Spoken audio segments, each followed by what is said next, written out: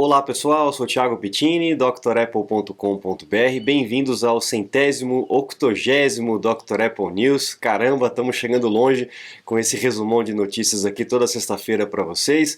Um abraço ao Antônio, ao Renato, ao Sandro, ao Gilberto, principalmente a vocês que me ajudam na sugestão de pauta aqui para montar esse resumão das notícias toda sexta-feira para vocês. Vamos lá, a gente tem notícias históricas, obviamente não tem como falar, 24 de janeiro de 84, a gente tem aqui o lançamento do Macintosh, né, o primeiro computador com interface, sistema operacional com interface gráfica. Na verdade não foi o primeiro, né, o primeiro foi a Lisa, mas o Lisa ainda estava, o sistema operacional ainda estava bem rudimentar, né? Era como se fosse um teste, na verdade. Esse foi o primeiro que realmente foi lançado com capricho, foi realmente pensado, foi repensado e desenvolvido à exaustão. E a gente tem o icônico Macintosh aí como história da Apple e história da computação como um todo. Para quem é dessa época ou anterior a essa época, lembra que o sistema operacional não existia, né? Você tinha um prompt de comando e era só uma tela preta com caracteres. E a partir dali você rodava os programas em disquetes ou nas fitas DAT, né? Quem lembra dessa época? Os programas tinham interface gráfica, os jogos também tinham interface gráfica, muito rudimentar, bem pixelizado e tal, mas tinha. Mas o sistema operacional não existia, era só o comando, você ligava o computador e você abria o programa, você abria alguma coisa, você não tinha esse acesso como a gente tem hoje com o sistema operacional, com vários aplicativos e tudo mais. E a Apple desenvolveu isso que era de cair o queixo naquela época, né? Em 84, você poder escrever hello na tela dessa forma assim, né? Com gráficos, com animações, era algo assim de realmente cair o queixo. Não foi à toa que fez tanto sucesso e alavancou a Apple aí para um patamar diferenciado, sustentado pelo Apple II, né? Para quem lembra da história, sustentado pelo Apple II, que era bem mais simples, mas é o que mantinha aí as finanças da Apple, né? Depois nós temos aqui, vamos passar para o próximo. A gente tem esse aqui em 95, né? Isso, não, 96. E 25 de janeiro de 96. Começou a rolar um rumor aí de que a Sun Microsystem estava querendo comprar ou estava tendo uma oferta de compra da Apple, né? Então a Apple nessa época estava muito ruim das pernas, o Steve Jobs já tinha saído quase uma década, né? Ele estava para voltar, mas ainda não tinha voltado. Então surgiu essa hipótese da Sun Microsystem comprar, fazer uma junção, uma fusão com a Apple, né? A gente não sabe se isso é verdade ou não, são só rumores, mas para quem não conhece a Sun nessa época de 95, 96, né, ela estava no topo ali da construção de computadores e computadores muito bons, muito poderosos, né, os Solaris, o sistema operacional Solaris também eles faziam. E uma coisa que pouca gente sabe que a Sun desenvolveu foi o Java que todo mundo usa, né, e que agora também está caindo em desuso, está sendo substituído devagarinho, mas foi a Sun que fez, não foi a Oracle. A Oracle comprou a Sun Microsystem muitos anos depois. Mas você imagina se ao invés do Gil Amelio tivesse comprado a Next e trazido o Steve Jobs de volta, tivesse feito essa fusão com a Sun, como é que seria a história completamente diferente, né? Completamente diferente. Bom, agora para as notícias seculares, a gente teve atualização aí do iPhone, o iOS 16.3, com muitas melhorias na parte de segurança. Eu já falei, inclusive no vídeo anterior, a respeito da proteção de dados do iCloud. Tem a questão de você poder utilizar também um pendrive como autenticação de dois fatores. Então, se você não quiser aquela autenticação de dois fatores que chega por mensagem para você, você pode usar uma chavezinha, como se fosse um tokenzinho para poder validar aí as contas e entre outros recursos, correção de erros e tudo mais. Então o 16.3, iOS 16.3, a gente também tem o Ventura 13.2 para os Macs, que são compatíveis a atualizar, o Ventura 13.2, e também temos aí o WatchOS 9.3, o iPadOS também, todos eles atualizados, o WatchOS com correção de erros e novas frentes, né, novas watch faces para a gente poder deixar o nosso relógio cada vez mais personalizado. Recomendo sempre fazer o backup, como eu costumo dizer aqui, e proceder com a atualização para manter tudo direitinho, tá bom? Bom, para quem ficou para trás, o pessoal fala, poxa, e o meu iPhone antiguinho? O iPhone 5S e os iPads antigos também tem atualização. A Apple liberou o iOS 12.5 8.7, poxa vida, é um equipamento de 10 anos, né? E a Apple continua mantendo a atualização. Por quê? Porque é uma atualização crítica de segurança.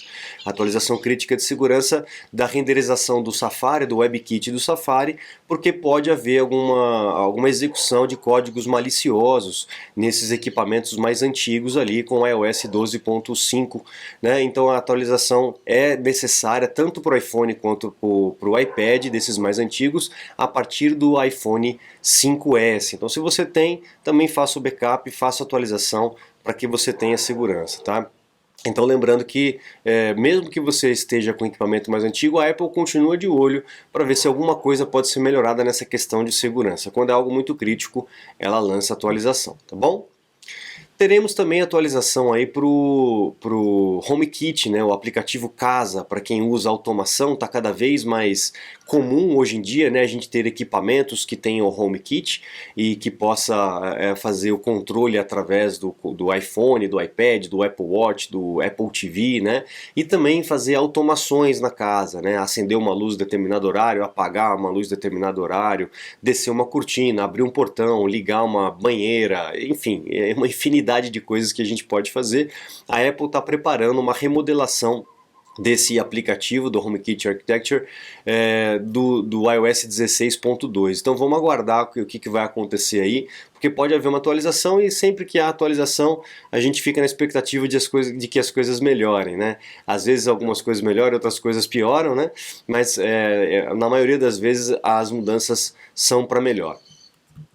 Você está desperdiçando seu iPhone, iPad, Mac? Ganhe tempo e produtividade com nossos cursos. Você vai aproveitar melhor seu Apple. Matricule-se em drapple.com.br. Temos também aí umas comparações que foram feitas com os novos Mac Mini, né? O Mac Mini aí agora com M2. Então o pessoal fazendo comparações, e aí eu vi essa notícia aqui, o novo de 256 e o MacBook Pro, né, de 512 tem um SSD mais devagar, mais lento do que dos modelos anteriores. Que absurdo, como é que pode ver uma coisa dessa? E aí eu volto a dizer para vocês, cara, que a gente tem que analisar sempre a questão do conjunto. Não adianta você analisar uma peça só isolada. Tudo bem, é uma análise, mas dizer que o novo é uma porcaria por conta disso, aí já é equivocado. A gente tem que perceber como que o conjunto trabalha, né? Então, de forma conjunta, com o processador melhor, mais novo, o M2, a máquina é mais rápida do que a máquina anterior, mesmo com o SSD um pouco mais lento, né? Então, tem que haver um equilíbrio, né, entre os equipamentos, para que tudo funcione de uma forma adequada, não tenha superaquecimento, não tenha um uso de energia demasiado, né? Então a gente vê uma notícia como essa, né, com uma certa tendência, e depois a gente vê uma outra notícia como essa, né? O M2 Pro e o M2 Max tem um SSD mais rápido do que os anteriores. Então você vê os dois lados da moeda, né? Analisando apenas uma peça em comparação apenas com uma peça da outra, mas é legal a gente ter essa análise, mas a gente tem que ter essa noção mais holística, né? Mais geral do equipamento.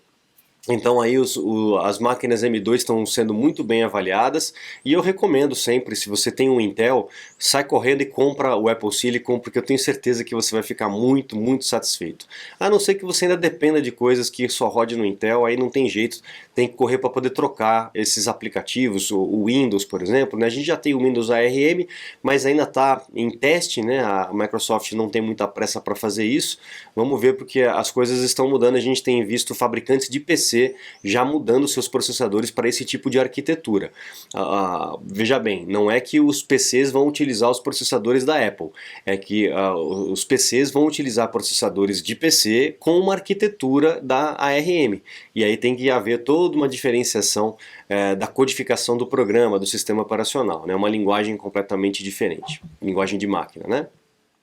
A gente tem aqui uma notícia muito interessante, né, com relação à realidade aumentada vinculada com os mapas.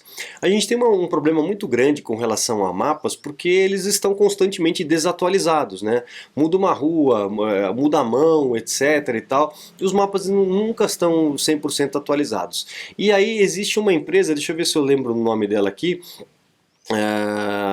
Niantic. Niantic, eles estão usando o Pokémon GO, sabe aquele joguinho do Pokémon que você tem que sair pela rua buscando aquela Pokébola, sei lá se é isso, como é que chama? Enfim, eles usam a interação da câmera do telefone junto com o aplicativo para poder captar essas informações, né, e atualizar os seus mapas. Então, utilizando os jogos e o vício das crianças, dos jovens jogando esse jogo, para captar essas informações e atualizar os seus mapas. Não só mapas de ruas, como de locais públicos, né? Praças, prédios, etc. Porque nesse jogo você pode entrar em qualquer ambiente e as bolinhas vão aparecendo e tal, e eles vão aproveitar essa captação de informação para poder atualizar os mapas, tornar o mapa do mundo mais detalhado, né? E que eu achei muito interessante aproveitar esse recurso que já existe, né? E para finalizar, nós temos aí a notícia que a Galaxy já está dizendo que vai vender o seu telefone também sem carregador. Vamos ver mais choradeira por aí. Eu avisei que quando a Apple fizesse isso, todo mundo ia fazer. Não que eu seja a favor, eu acho que deveria vender com o carregador, porque aquele problema, como eu comentei na época, né? Aquele problema da gente ter vários carregadores não é um problema de países como o Brasil, é problema de países como os Estados Unidos, porque eles não precisam vender o velho para poder comprar um iPhone novo, né? Eles vão acumulando e você vê caixas de sapato lá cheias de carregador. Aqui no Brasil, 90% das pessoas não tem essa capacidade, tem que vender o aparelho com o carregador e para poder comprar um aparelho novo, e aí fica sem carregador, né? Mas enfim, a Galaxy está pegando aí a linha do trem aí no mesmo exemplo da Apple e vai vender o seu equipamento também sem carregador. Vamos ver se a justiça aqui, o Procon, etc, vai entrar com aquelas ações também que entrou com a Apple, forçando a empresa ou proibindo a empresa de vender o equipamento aqui por conta dessa decisão deles lá. É uma tendência, vai acabar acontecendo, dificilmente o preço vai baixar muito, pode ser que baixe um pouquinho, mas dificilmente o preço baixa muito, enfim, é uma briga aí entre cão e gato que vai ser para sempre, não vai ter jeito. Bom pessoal, eu fico por aqui, agradeço a audiência de todos vocês, não se esqueça de acessar o site drapple.com.br, conheça os cursos completos e também os meus contatos para um suporte, uma consulta técnica online. Eu fico à disposição de vocês, muito obrigado, um grande abraço e até a próxima, tchau tchau!